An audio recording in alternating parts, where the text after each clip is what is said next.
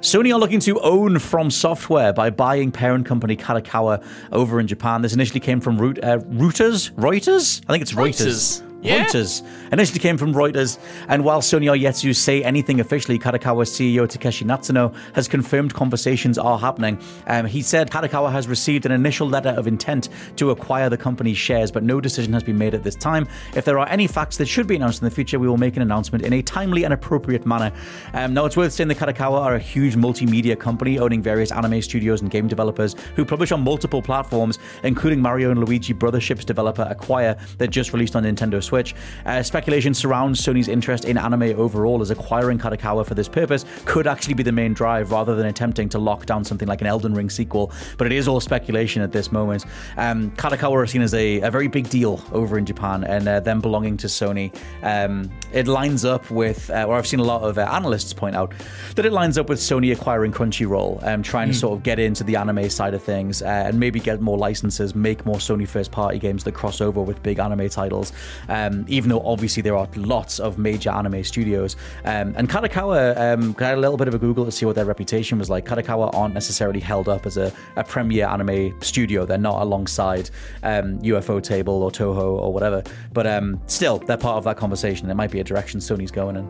Yeah, I think it's one of those where I saw it earlier in the week and I thought, nah, probably not. And then they announced that they got the letter of intent and I thought, oh, maybe. And I hadn't thought about the extra ramifications of it, because obviously the headline is, they're going to get FromSoft and Elden Ring as part of the deal, presumably. But the anime angle, I think, is huge, because you've not only got the actual anime studios and the anime properties, but you're also buying up developers who have already got a history of making anime games. And if you're a company looking for synergy, corporate synergy, that's absolutely perfect. I mean, involved within the sale, as far as I'm aware, are the developers who have made One Piece games, for instance, but who also just made Dragon Ball Sparking, Yeah, Sparking Zero. It's Spike Chunsoft who just turned that over. Like the best game they've made in a long time as well. Exactly, and one that sold astronomical. I was actually just looking earlier today about the figures for that, and it sold, I think, double what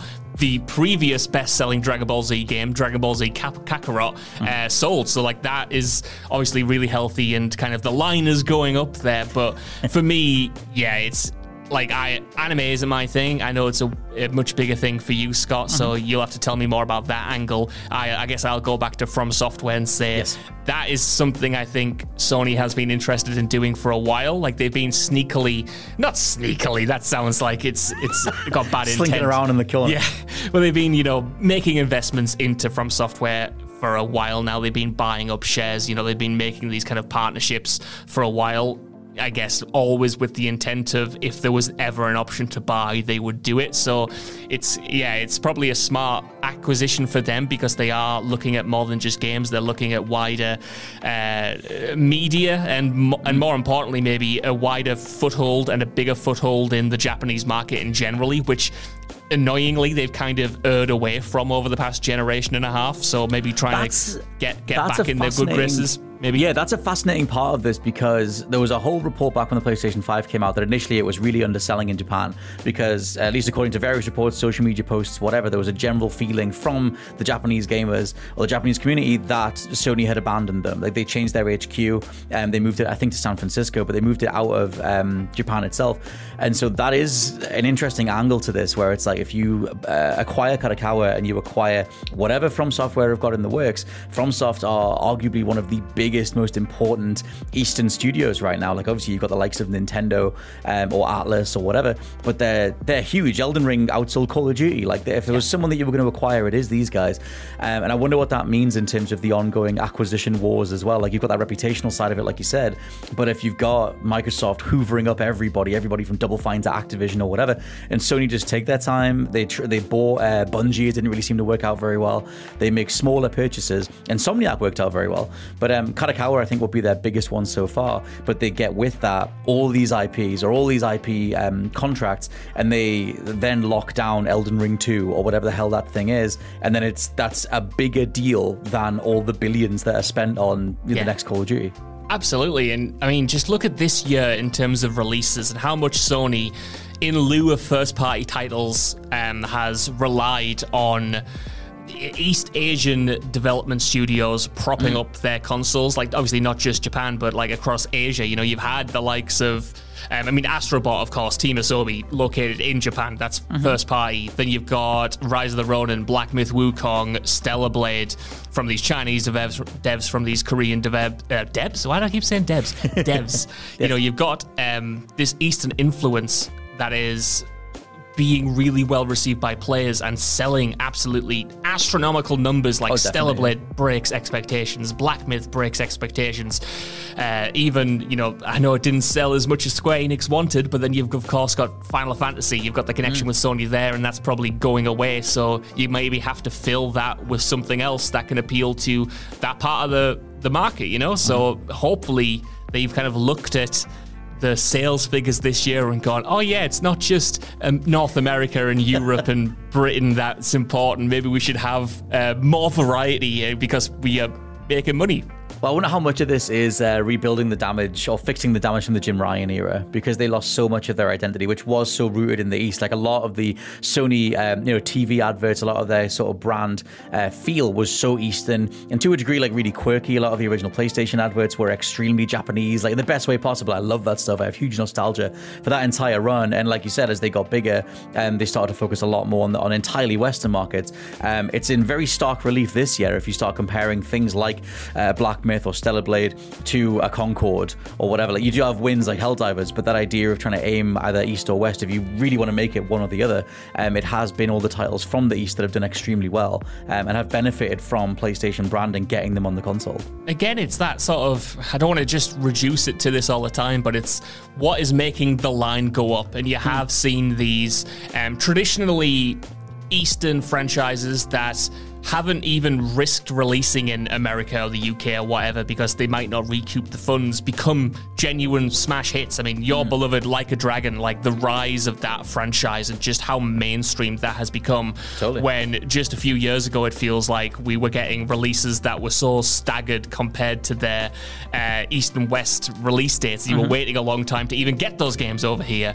Like, all of these franchises that are just on the up, all of these new games and new development studios that seem to be on the up. Like, you can't be Sony and ignoring that. You know, I always wonder if they regret shutting down, you know, like Japan Studio, who was so underrated for what they did, I think, at the time. But a lot of them have made up Team Asobi now, thankfully, but it's still not the same overall. What do you think it means in terms of, like, say they acquire Kadokawa, they get FromSoftware, they get you'd finally get your Bloodborne patch, assumedly, because it was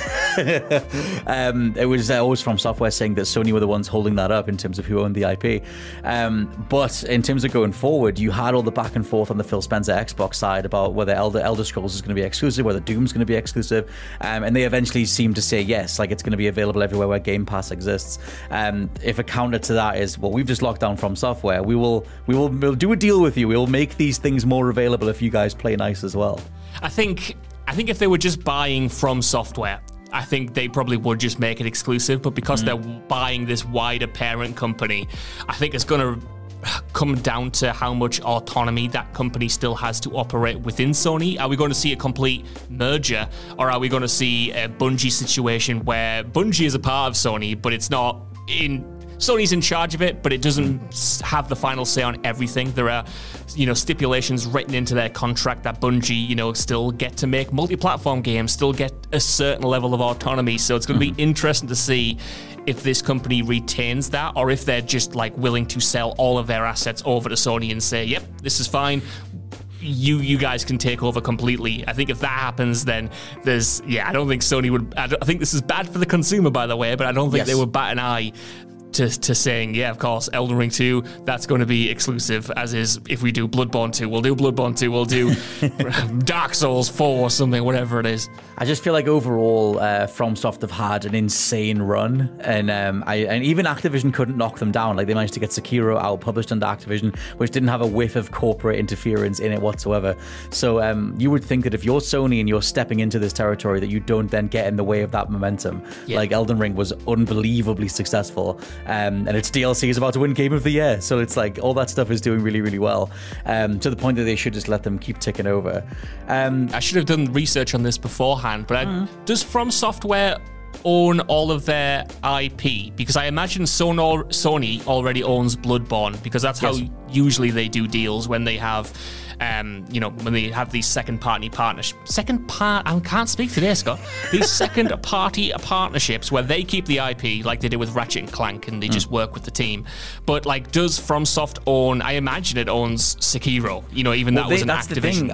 I've not researched it recently, but I'm sure they're all split things. That was kind of the weird thing where it was like the way that FromSoft used to operate was do a deal with the publisher, make an original IP, but you get it this time. Like Activision did Sekiro, Bandai Namco did Elden Ring, and Demons and Dark Souls. But even Dark Souls is split between two different people. I'm sure Dark Souls 1 is someone else. Dark Souls 3, I think, is Bandai.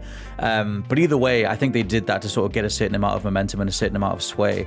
But they've never self-published. They've not done a CDPR.